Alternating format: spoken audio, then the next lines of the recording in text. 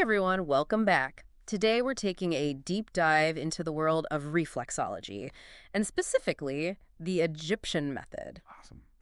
I know a lot of you are curious about reflexology and if it really works. Mhm. So we're going to explore that today using Winning Wellness Master Course. It's by Dr. F.D. Guyton, who's an expert in Egyptian reflexology. Great source. So get ready to learn some amazing facts about this ancient practice. Who knows, it might just change the way you think about healing. Absolutely. When you look back through history, it's fascinating to see how reflexology has been around for centuries. I mean, we're talking ancient Egypt, like way back, 2450 BC. Wow. There are even depictions of it in tombs from that era. Seriously? Yeah. And it didn't stop there. The practice spread eastward to China and made its way to the west through the Roman Empire. Some scholars even suggest possible links to ancient Indian medicine and the Inca civilization. It makes you wonder what they knew back then that we're just now rediscovering. Right. It goes to show you, reflexology has deep roots, and it's not just some new fad. Exactly. And speaking of roots, I was reading that modern reflexology is connected to research from the late 1800s. Oh, yeah, definitely. A lot was happening back then. Like what? Well, you had Sir Henry Head doing some groundbreaking research in England around the 1890s, with similar work going on in Germany and Russia. But a key figure who popularized it in the West was Dr. William H. Fitzgerald with his zone therapy. He believed the body was divided into zones, and applying pressure to certain ones could relieve pain in other areas. So, like a headache could be treated by working on a specific zone in the foot. Exactly. The idea is that these zones are connected by energy pathways. I see, it's all connected. And then Eunice D. Ingram comes along in the 1930s and really puts reflexology on the map, right? Absolutely. Ingram's contributions were huge. She mapped out the pressure points on the feet that actually correspond to the body's organs. Wow. She wrote this book, Stories the Feet Can Tell, which completely changed the game for reflexology. Okay, so is that where the Egyptian method comes in? Well, not quite. While Ingram's work was super influential, the Egyptian method, as Dr. Guyton explains, has a different focus. It's less about intense pressure and more about gentle touch to encourage relaxation and energy healing. Interesting. So it's more about working with the body's energy. Yeah, exactly. Dr. Guyton talks about the feet as channels for cleansing and detoxifying the body. He also emphasizes how reflexology can balance the body's circadian rhythm, that internal clock that controls everything from sleep to hormones. Right, our body's master control system. Exactly. Egyptian reflexology aims to bring balance to that system through gentle touch and energy work. So it's not just about treating symptoms, it's about promoting overall well-being. That's it. Now, if you're thinking this sounds a little out there, Dr. Guyton explains it in a way that makes a lot of sense. He calls this core principle of Egyptian reflexology touch transformation. Touch transformation. Yeah, interesting, right? He explains that there are over 7,000 reflex points on the feet and hands, and stimulating them releases endorphins, those natural painkillers we all have. Whoa, so like a natural morphine factory in our feet. You could say that. And stimulating these points taps into that pharmacy. It's pretty amazing stuff. I'm starting to see why people are drawn to reflexology, but is there any science to back it up? Actually, there's a growing body of research that suggests this can be really helpful for various conditions. There have been promising studies on its effects for diabetes management, pain reduction, and even anxiety relief. Wow. So how does it actually work? Does Dr. Guyton explain that? He does. One theory he talks about is something called the piezoelectric effect. Basically, applying pressure to certain points creates tiny electrical charges that can actually stimulate healing. Wait, pressure creates electricity in the body. That's the idea. It Yeah. shows there's a lot happening beneath the surface that we don't always see. It speaks to the power of these subtle energy systems in our bodies. That's really wild. This is all fascinating. I'm already looking at reflexology in a whole new light. Dr. Guyton also talks about Mildred Carter, this pioneer in reflexology who faced a lot of resistance promoting its benefits. Oh, her story is incredible. She even had legal challenges because of her work. It just shows how some people felt threatened by these alternative practices. It highlights the struggles of challenging the status quo, especially in healthcare.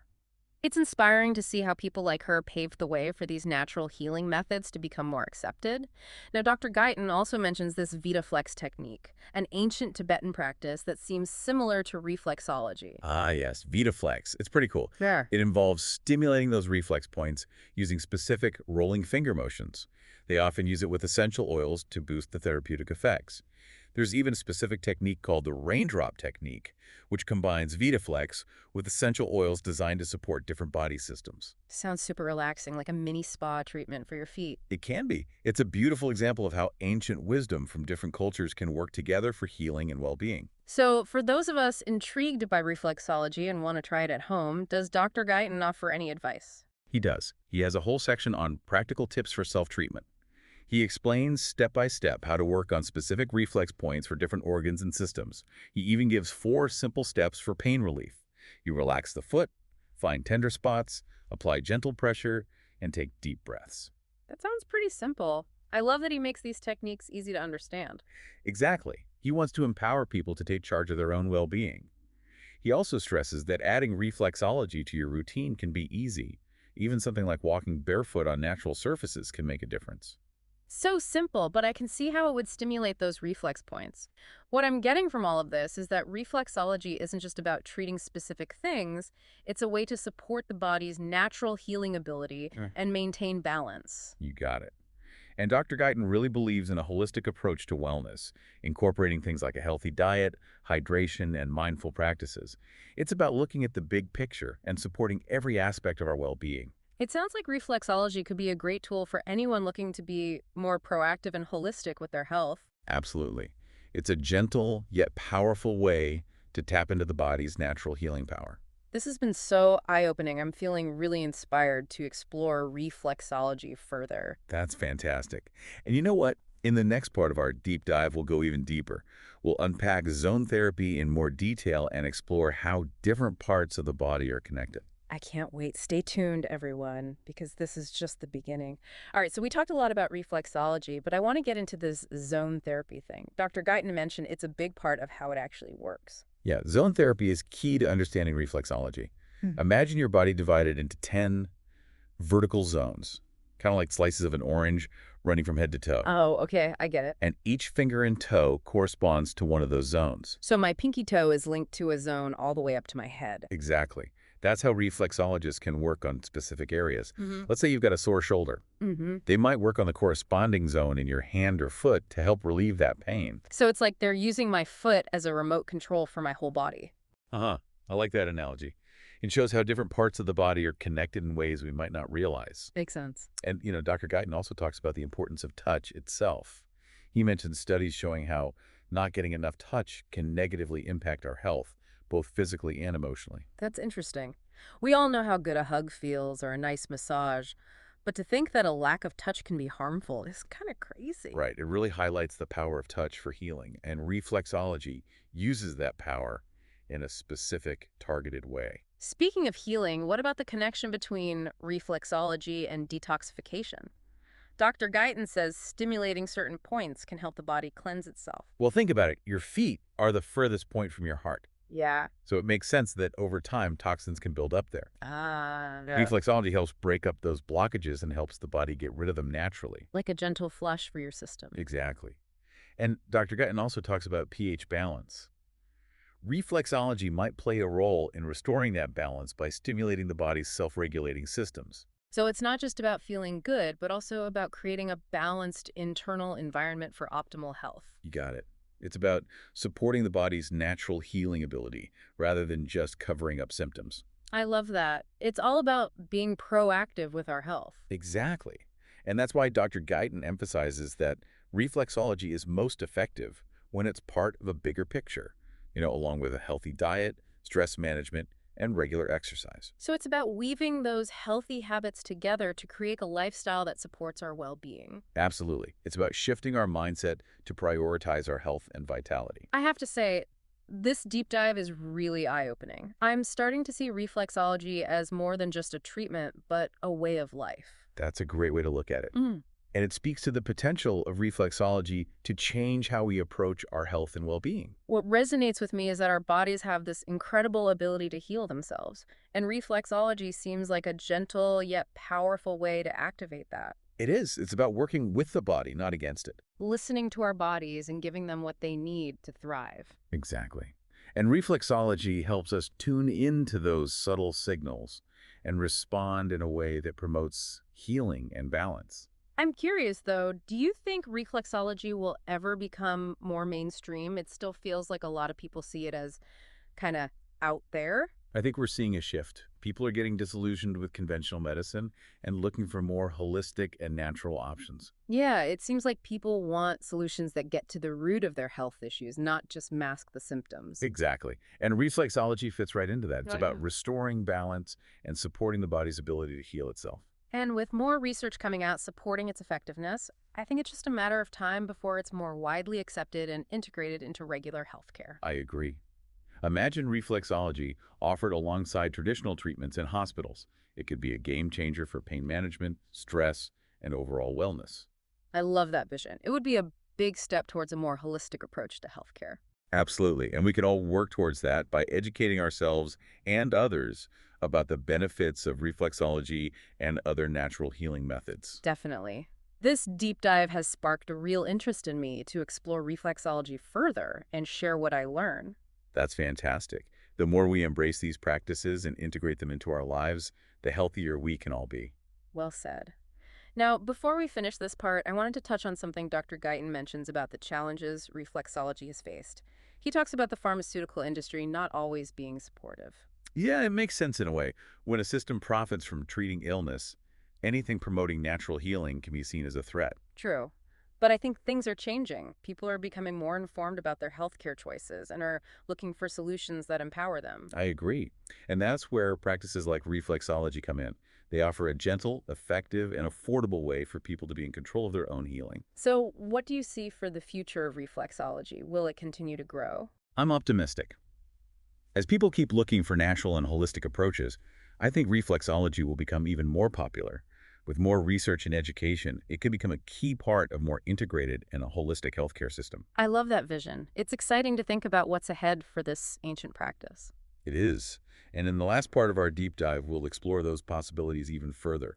We'll talk about what the future might hold for reflexology and how it could change the way we approach health and well-being in the years to come. Can't wait. Stay tuned, everyone, because we're about to start the final part of our deep dive into reflexology.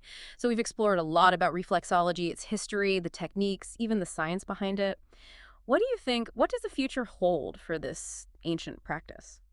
Well, I think the future of reflexology is really promising. More and more people are looking for these holistic and preventative health approaches. So practices like reflexology are ready to become even more important. I can see that. It seems like we're at a real turning point when it comes to healthcare. People are taking charge of their own well being. Yeah, definitely. And reflexology fits right in with that shift. It's not about relying on outside fixes. It's about helping your body heal itself. I'm curious, what would it take for reflexology to be more accepted in mainstream healthcare? What are the big challenges? One of the biggest is the lack of standardization. Unlike, say, doctors or nurses, there's no universal certification for reflexologists. So it's hard to know who's really qualified. Exactly. And it can be confusing for people trying to find a good reflexologist. Yeah, It also makes it tough for insurance to cover it because there are no clear guidelines. that makes sense. So how do we address that? Organizations like the Reflexology Association of America are working on it. They're trying to establish professional standards and make training and certification more consistent. That's good news. So we need more research, education, and clearer guidelines to really move forward. Exactly. And I think research is super important. We already have evidence showing the benefits, but we need more scientific studies to really prove it works and get the medical community on board. Like, we need to show them the hard data so they take it seriously. Exactly. And luckily, there's more and more research happening. As we learn more, it'll be harder to ignore how effective reflexology can be. I'm excited to see what the research shows. Now, I'm also curious about how reflexology might evolve in the future. Any new techniques or anything like that on the horizon? Well, one exciting area is combining reflexology with other therapies, like using it with aromatherapy, energy healing, or even traditional Chinese medicine like acupuncture. That could create some really powerful results. That's fascinating. So it's moving beyond just treating symptoms and looking at the whole person, their physical, emotional, even their energy. Exactly. And that's where healthcare is headed, I think. This holistic approach that recognizes everything in the body is connected, and that real healing means getting to the root of the problem, not just masking it. I love that. It's exciting to think about reflexology being a part of this move towards a more integrated, personalized approach to health. It is. Imagine a world where you have a whole team of healthcare providers working together to create a plan just for you, including reflexology, nutrition, exercise, stress management, whatever you need. That would be incredible. It would be a total shift from how things are now, where healthcare can feel so fragmented and focused on just managing diseases. It would be a huge step forward. And I think reflexology will be a big part of that shift. It's a gentle, accessible, and effective way for people to take control of their own health and live their best lives. So, as we wrap up our deep dive into reflexology, what's the one thing you want our listeners to remember? I want them to remember they have the power to heal. Reflexology can help you connect with your body, understand what it needs, and support your overall well-being. True healing comes from within, and we all have the ability to thrive. That's a beautiful and empowering message, and it really sums up what we've talked about today, that incredible wisdom and healing power we all have inside of us. It is. It's about reclaiming our power, trusting our bodies, and using practices that help us become whole and healthy. This has been an amazing journey, and I hope our listeners are feeling inspired to learn more about reflexology. I hope so too. Remember, knowledge is power, and the more we understand about these ancient practices, the healthier we can be now and in the future. Thank you so much for sharing your knowledge with us today. It's been a real pleasure diving deep with you. The pleasure was mine. Until next time, keep being curious, stay open-minded, and keep exploring.